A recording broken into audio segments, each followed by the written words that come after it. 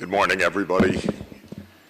It is indeed hard to top yesterday, and listening to Pope Francis yesterday evening. But we're here because he did give us instructions, and the instructions were to reach from the peripheries of all of the world, as he said, from the cities around the world, to make the voice heard for a new era of what he calls integral human development, and what the United Nations member states call sustainable development. Laudato Si is absolutely remarkable, inspiring, eloquent call for us for this action. And we're here today to brainstorm on how to do that. It's so gratifying that we have mayors from great cities around the world, and thank you, Mayor of Rome, for this, hosting us here in this most remarkable, unique place on the planet. And thank you, Marcelo, for the leadership of the Pontifical Academies of Sciences and Social Sciences, for the invaluable work that you are doing and the invaluable leadership and this absolutely vital marriage of science and faith that is the core for us to find a way forward. And it's been so thrilling and important, the various workshops and seminars in recent years on climate change, on ending all forms of modern slavery, and today on sustainable cities to help guide us in moving forward. So today is a workshop and a symposium. It's brainstorming. It's a way that we can forge an alliance, I hope, of cities and, of course, the Pontifical Academies and the UN Sustainable Development Solutions Network and the United Nations agencies and other international organizations to bring forward this concept of integral human development and sustainable development and make it into real action.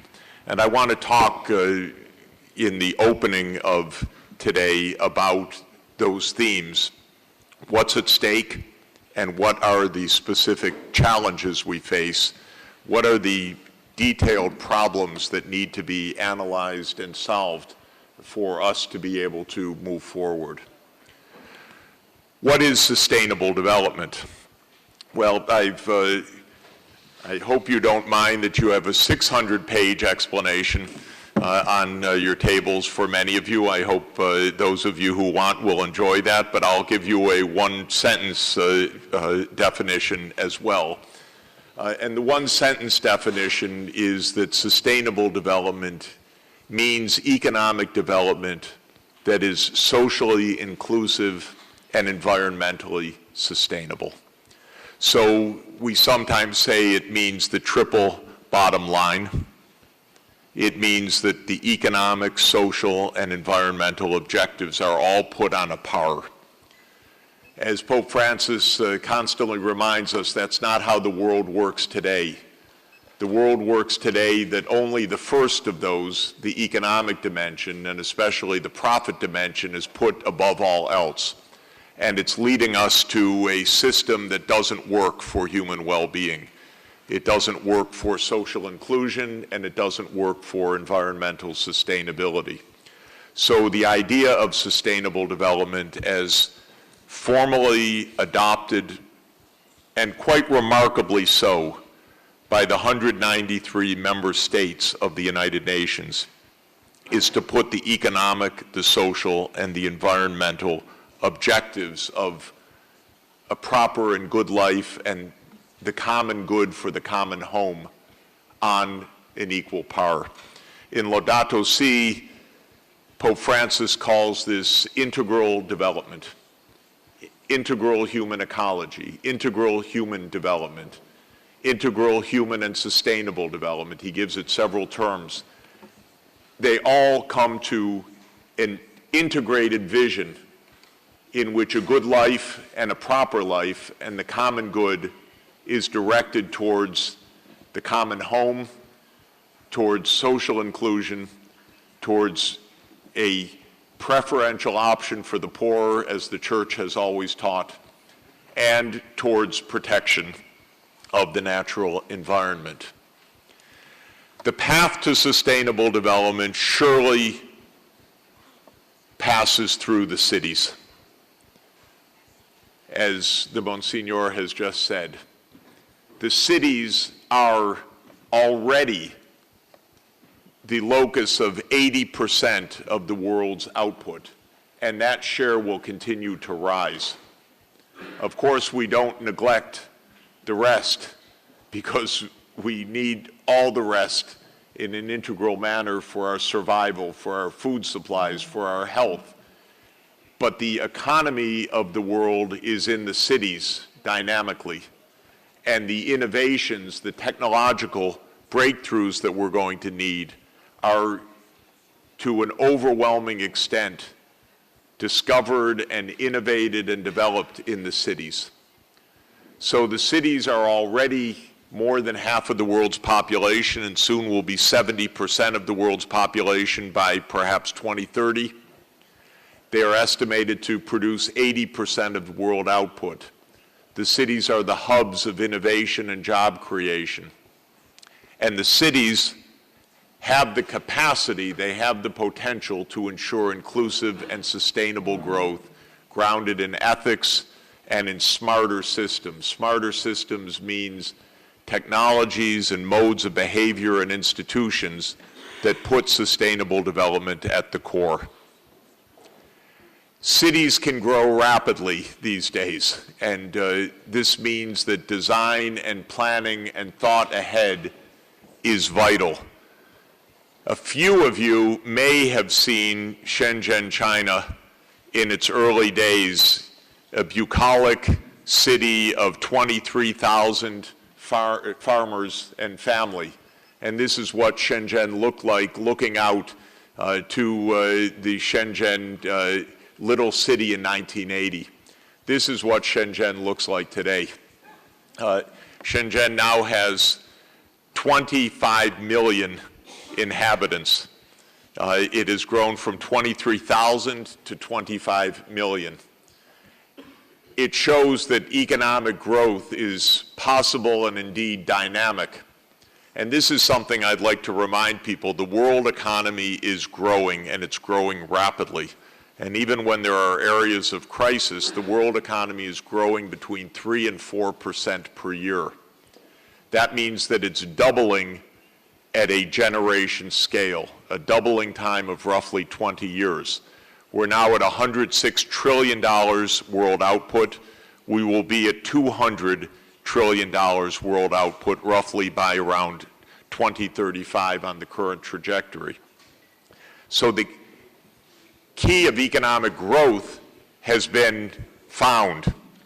But the problem is that today's economic growth is not sustainable development, not even close. On the one hand, economic growth is leading to some marked and praiseworthy reductions of poverty in many places in the world. And this is the World Bank's estimates of the trend of extreme poverty. Extreme poverty is coming down. We should note this and take heart from this because it does make real what will be the first of the new goals to end extreme poverty by 2030. This is technically feasible. And especially in China and in East Asia, there's been dramatic progress, but also in Africa, considerable progress in reducing extreme poverty. Yet, we have to make absolutely clear to ourselves and be absolutely attentive to the reality that we are not achieving integral development. We are not achieving sustainable development, and there are three profound reasons for that. First, our social tissue is coming apart in many parts of the world. There may be growth, but the growth is being accompanied by failures of society, loss of trust, loss of social connection, growing inequalities, tremendous social exclusion, mass joblessness for young people, as Pope Francis talked about last evening, where in Greece, for example, the unemployment rate for youth is 50% and likely to rise because of what's happening right now in the crisis. Second, extreme poverty, while coming down, continues as a major reality in the world. Roughly 1 billion people live in extreme poverty. That's 1 out of 7, or roughly 14%. That's better than it's ever been as a proportion, but it's a vast amount of suffering. And many of those poor are trapped in poverty, especially in rural Africa, and also certainly in parts of Asia and parts of Latin America. And then third, and fundamentally, we face a profoundly threatening environmental crisis, which of course has been a subject of all of our discussions in the last day. The social exclusion shows up on the streets, and I could show many more pictures like this if there was a place on the graph, but all over the world there have been massive demonstrations, street unrest of young people, often reflecting the reaction against high inequality and the high joblessness. And this is pervasive around the world. And I can show you one quick background to this. The red line shows you the unemployment rates in a number of European countries. The blue line shows the patents per million. So I've lined up the countries from the highest innovation rate to the lowest innovation rate. What I want you to notice from this very simply is that the countries that are in crisis with the high unemployment rates on the right-hand side are the countries also where innovation is the least. These are places where the innovation economy is taking away jobs, replacing jobs, substituting labor. Whereas in the high innovation economies, which are on the left-hand side, Germany, Sweden, Finland, Denmark, there's lots of employment and, in fact, low unemployment. So there's an underlying dynamic to the world economy now, growth and technological change, but are you on the winning side or the losing side of that? A country like Sweden, which is second highest patent rate per capita shown here, is booming in many ways. And that's why, Mayor, when we saw my Stockholm, and I hope we can all say my Stockholm because we love Stockholm, this is a center of global dynamism, of global innovation, of the new information revolution.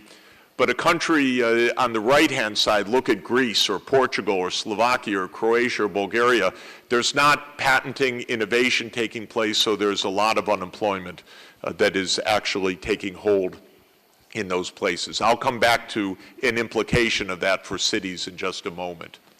Now, in addition to the poverty and the social exclusion is an environmental crisis so large, so unprecedented, that we absolutely cannot psychologically grasp it. We have no way to grasp it. The only way I understand it is by being surrounded daily by scientists who are explaining to me that it's much worse than we can see and think. Being director of the Earth Institute is, of course, an honor, but it's a deeply troubling place to be, because every day a scientist comes up to me, a climate scientist, an oceanographer, a glaciologist, an ecologist, and says, Jeff, new paper, and it's worse than we thought. And this is what I do want to convey to you. There's no good news on the environmental front right now. What there is a trend which is extraordinarily dangerous and unprecedented. Unprecedented in the sense that we've never had a global environmental catastrophe before, human-made. We've had lots of local environmental catastrophes in humanity's history. In fact, we've wrecked the environment locally so many times that our species is a species of movement, find a new place after wrecking the old home. But now there's no place to run. This is a global scale crisis. And the concept that the ecologists use is planetary boundaries. It means that we are stepping beyond nature's limits. And we're doing that on multiple fronts, not just is in quotation marks, but not just on greenhouse gases or climate change. This famous circle from a very important article of one of our colleagues in the Sustainable Development Solutions Network, Johan Rugstrom, and his colleagues from 2009, emphasizes that as one moves around this circle from climate change to ocean acidification, ozone depletion, which of course was discovered by one of the great academicians of the Academy of Science, Pontifical Academy of Sciences, Paul Crutzen, to the massive fluxes of nitrogen and phosphorus that we deposit as fertilizer for crops, but that end up in the coastal waters and in the estuaries, to the depletion of fresh water, which Pope Francis talks about at length in the encyclical in Laudato Si, to the destruction of biodiversity, to the aerosol loadings and the black carbon that Professor Ramanathan told us about yesterday, to other chemical pollutants. We are violating basic limits of fundamental Earth systems right now. And it's coming back to hit us very hard. June, just yesterday, was declared to be the warmest June in the instrument record. That goes back to 1879. So we just had the warmest global June in modern history, and that's the third month in a row that it's been the warmest month on record. So it's been April, May, June in a row. 2015 will be the hottest year on instrument record, almost without doubt. And this is leading to profound disruptions. And many of the cities represented by their mayors in this room have experienced those disruptions. Mayor Mitch Landrieu talked about Hurricane Katrina and the devastation that you just see hinted at here. Because while you see a city underwater, the terror, the turmoil, the loss of life is something that is, again, hard to imagine. Hurricane Sandy coming through the Caribbean first, striking Santo Domingo in the Dominican Republic, leaving a swath of loss of life, and then hitting my city, New York City, on October 29th, and we're still, as Mayor de Blasio reminded us yesterday, still rebuilding from this single startling event.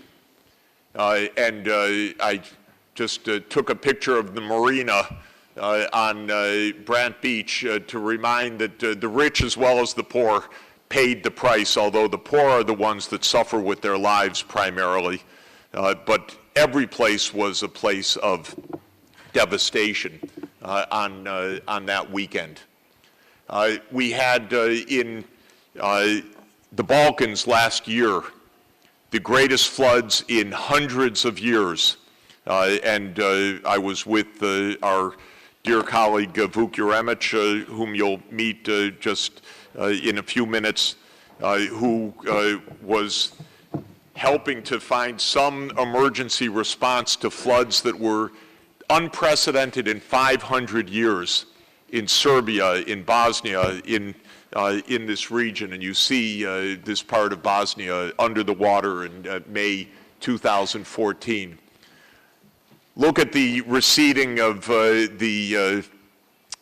this lake in Sao Paulo, which is gripped by a massive drought in the same way that California is now gripped by a massive drought. So you see the reservoirs disappearing.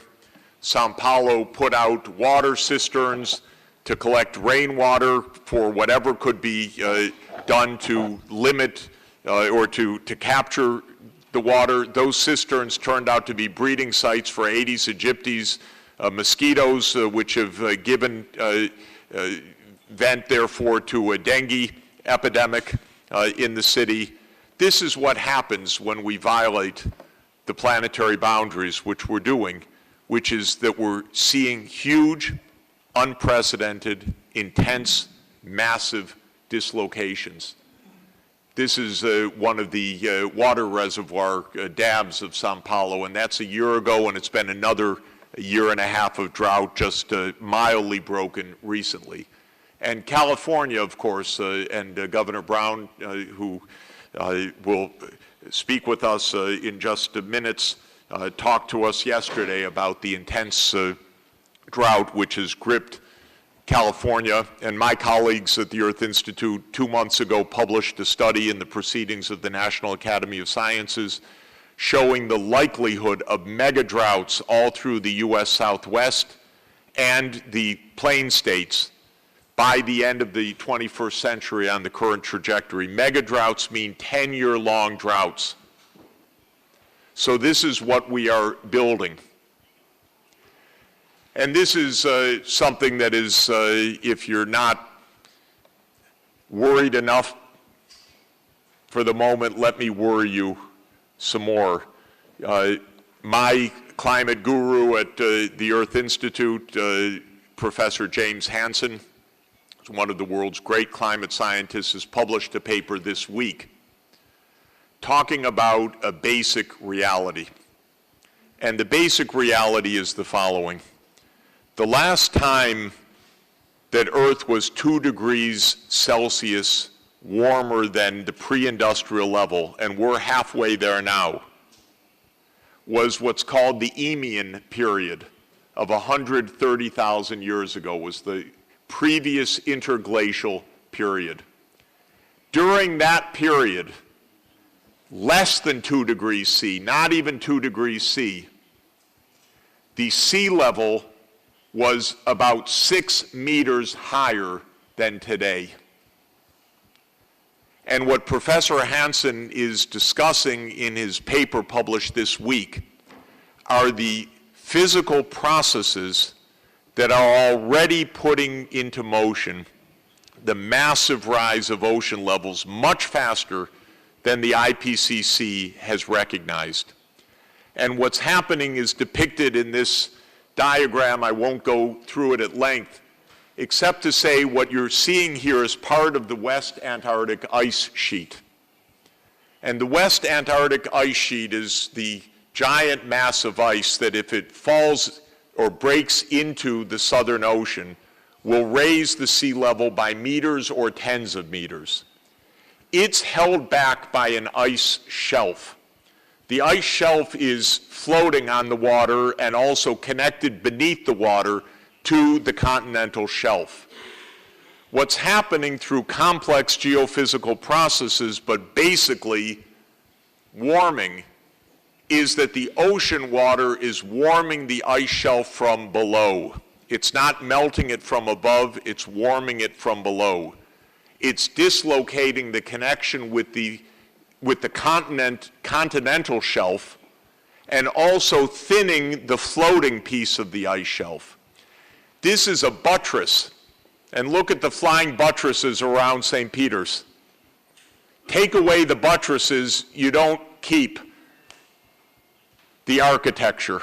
And we're taking away the buttresses of the West Antarctic ice sheet, and there's a dramatic acceleration of flow of the ice sheet into the Southern Ocean.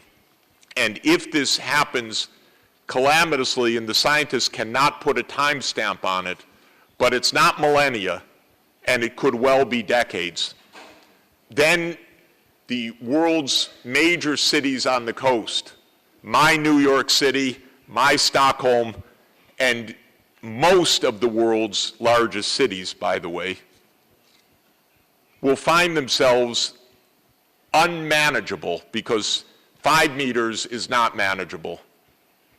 Superstorm Sandy devastated New York because of 1 foot rise of sea level. That is 1/3 of a meter over the past century.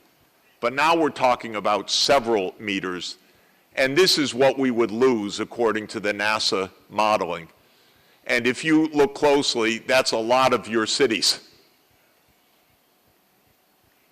This would become uninhabitable. And little places, little dots on the map like this, which is the plains, the delta of the Brahmaputra and the Ganges River, that's Bangladesh. There are 100 million people there. This is no joke, but we can't pay attention psychologically. We can't understand this, what we're really stoking up. So we're told by the propaganda and the media, don't worry, take your time, it's uncertain, we're not sure, and so on. Now, what is important for us today, building fundamentally on Laudato Si and on Pope Francis's words and his call to us yesterday to organize, to take action, is that I think quite remarkably, fragile but remarkable, the world's governments, which are not so attentive day to day often, are going to agree 60 days from now on fundamental sustainable development goals, or SDGs. I can't stress the importance of this because we do not have many handholds to hold on. We don't have many guardrails. And the world agrees on almost nothing day to day. But for a number of reasons, the UN member states have been able to focus on agreeing that sustainable development needs to be put to the center of our attention. This was a decision taken in June 2012, a little bit out of desperation, because the governments were reviewing the lack of progress of the Rio Earth Summit and the failure to implement the 3 multilateral environmental agreements of that summit on climate change, biodiversity, and desertification. So they said we have to take the case to the people, and this is a smart and wise decision. We have to make goals that everybody can understand and that we can rally around. And so they are on the verge of finalizing 17 sustainable development goals. And these will be adopted on a most remarkable day, September 25th, 60 days from now. Pope Francis will open that day with an address to world leaders at the United Nations. And then at the end of the day, the 193 member states will gavel the 17 sustainable development goals. Now, mayors, please note goal number 11, sustainable cities and communities. Many of us have been fighting hard together with you and also on your behalf to make sure that there is one goal that is devoted to the central role of the cities in achieving all the rest of the goals. So SDG 11 is yours. And it's also a message to national governments. Give the cities the space, the power, the financing, the regulatory environment to promote sustainable development, because the cities are going to be home to almost all of the world's economy and most of the world's people.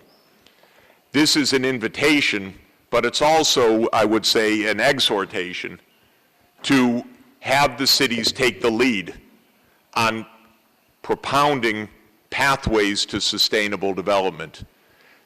Take a look, by the way, at goal number 1. It is to end extreme poverty. That is the beginning of the framing. And many of these goals are hard, but within reach. Goal number 3 is universal health coverage for all people in the world by 2030. Goal number 4 is universal access through at least secondary education for all children in the world. Goal number 13 is to control human-induced climate change. Goals 14 and 15 are to protect the terrestrial and the marine ecosystems. What brings us today in our brainstorming is that cities need a game plan to achieve the Sustainable Development Goals. The point that I would want to stress as an economist is do not believe for one moment that the markets can make sustainable development. Markets can make economic growth, but they do not make social inclusive societies, nor do they make for environmental sustainability. And that's why markets can never be the grounding principle. What Pope Francis says is markets within a moral framework can be that, within the attention to the underlying science and the interdependencies of the natural and the human-made and the technological built worlds. We need plans. We need to look ahead. We need to formulate strategies. This is a new way of doing things. Rerum novarum. It's the new things. And these are our new things, is sustainable development. So every city needs to take the lead on the transition to a low-carbon economy. Every city needs to take the lead on the transition to a circular economy. Every city needs to prepare for its climate resilience and preparedness for natural hazards like the ones that I previewed for you in the pictures just a moment ago. Every city has to have strategies for transitions to high-quality delivery of health and education services for everybody in the cities. Mayor de Blasio campaigned and was elected as mayor on a campaign to make one city out of a tale of two cities. And good morning.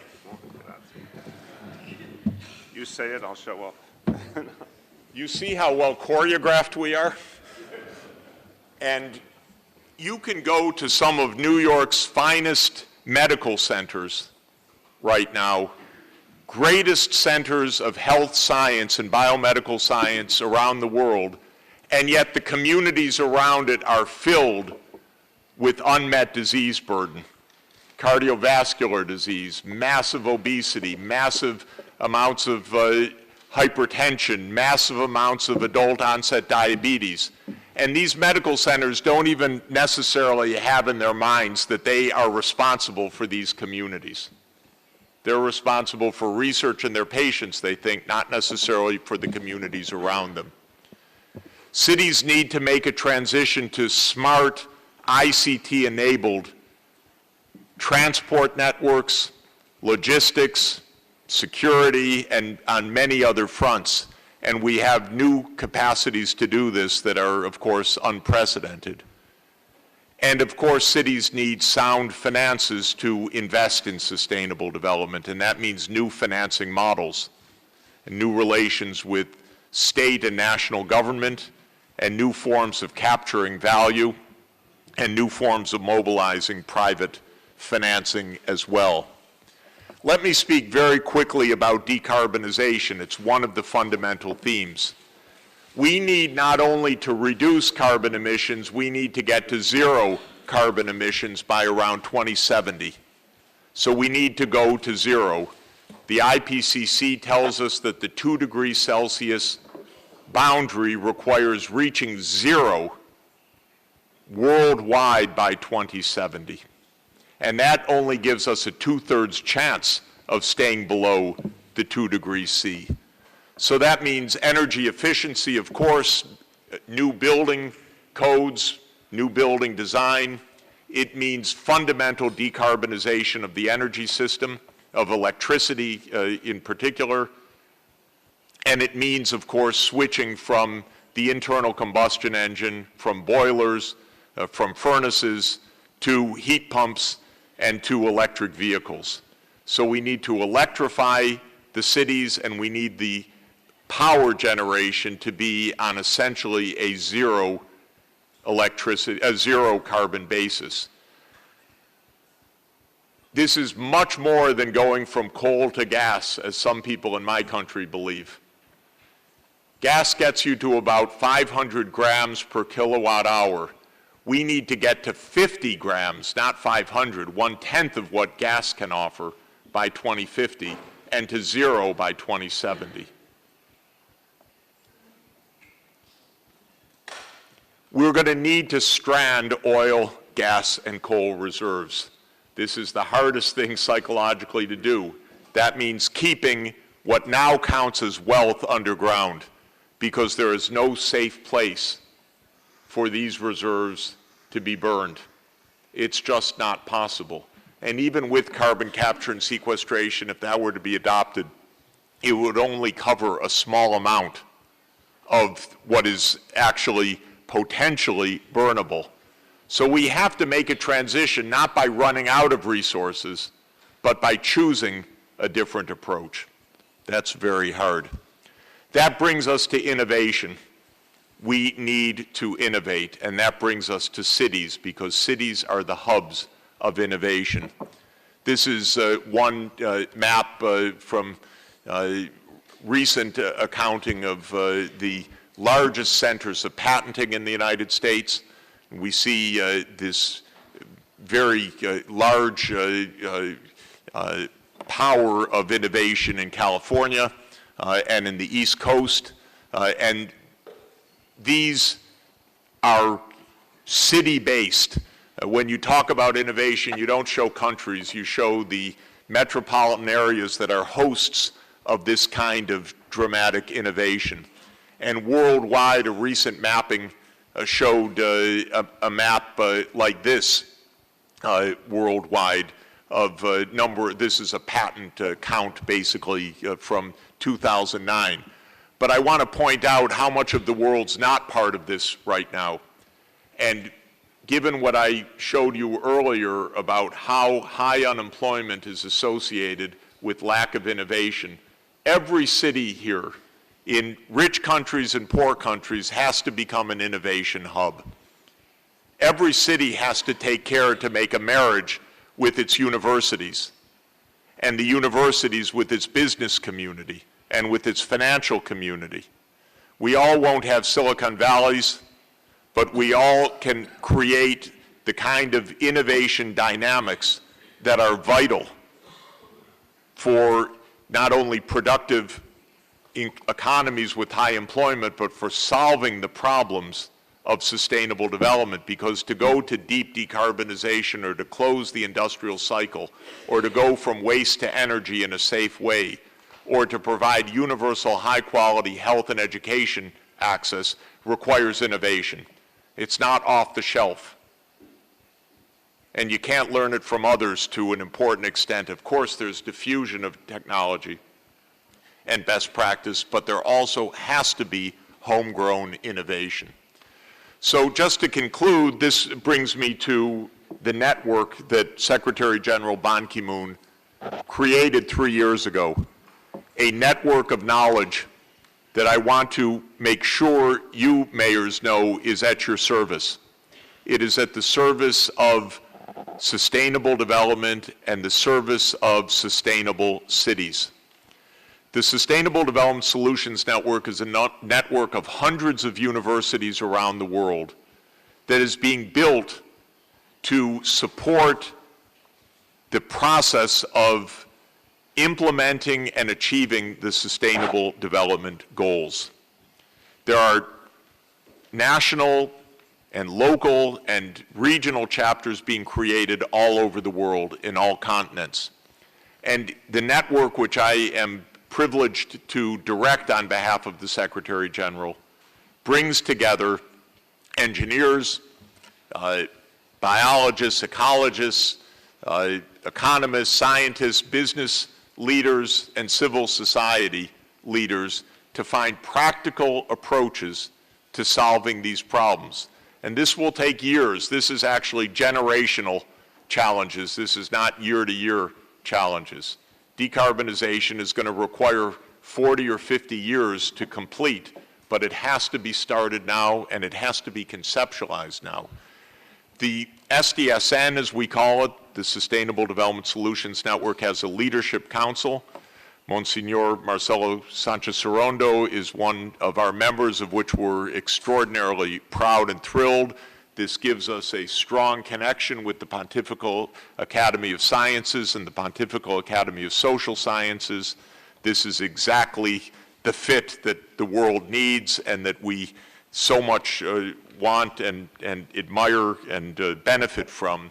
And we want to make sure that every city in the world that wants it, and that should be every city in the world, has access to and helps to build this global network. This is a recent posting of where most of our members are, and as I say, there are about 400 universities now around the world, many regional chapters. I just inaugurated a regional chapter in the Andean region in Ecuador last week. I'll be in Japan next week to launch the Japan chapter. I'll be in the Philippines to launch the Philippines chapter, also with Cardinal Tagle, because we'd like Caritas International to be playing an important role in this. We have a Mediterranean chapter hosted by University of Siena, and many, many parts of the world now. This, mayors, is at your disposal in an absolutely operational way. And here are the mayors represented in this room. We made a map, and when you compare these two maps, we have a tremendous amount of overlap. And we quickly noted, mayors, the excellent universities that you have, just a selection of them for the mayors represented here. The units of your universities that do urban planning, urban design, energy systems, information technology. We will already have those universities as our members, or will want them as our members, but we want to build a strong coalition of mayors and their universities as a fundamental part of the strategy. So to conclude, we propose to work with cities, international organizations, the Pontifical Academy of Sciences and Social Sciences, to launch an Urban SDG Alliance. And we want to launch it at the start of this 15-year Sustainable Development Goal period. What is the purpose of the Alliance? To help cities achieve the Sustainable Development Goals. To help your citizens know what they are, because you can't achieve them unless there's demand from the public to achieve them. So it's public awareness and public education. It's to help cities create SDG-based plans.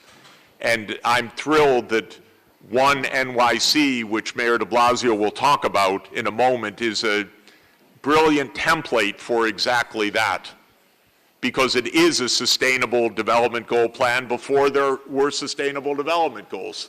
It is a pathway to sustainable development for New York City, and a very bold and creative one. We want to help cities identify the actual pathways to the low and zero carbon economy. That's a lot of engineering and a lot of economics and a lot of finance that needs to be analyzed. We want to promote and strengthen universities to be innovation hubs. Cities cannot thrive without strong universities in the 21st century. They are your engines of development to an important extent. Not only, but they're crucial. And I want the network to help play the role to strengthen the universities. We want to help you identify new channels for sustainable financing as part of the strategizing. And we want, of course, through all of this, to help all cities to create decent and sustainable jobs.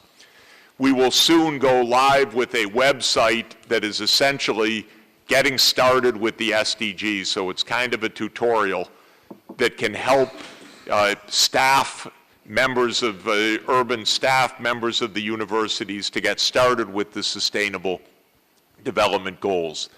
And we want to launch this alliance in New York City, of course, On the eve of the world adopting the Sustainable Development Goals, on September 24th, just on the eve of Pope Francis's speech to the world leaders the next morning and the gaveling of the Sustainable Development Goals that evening, and we will be in touch with all of you and hope that many of the mayors here can be attending that launch.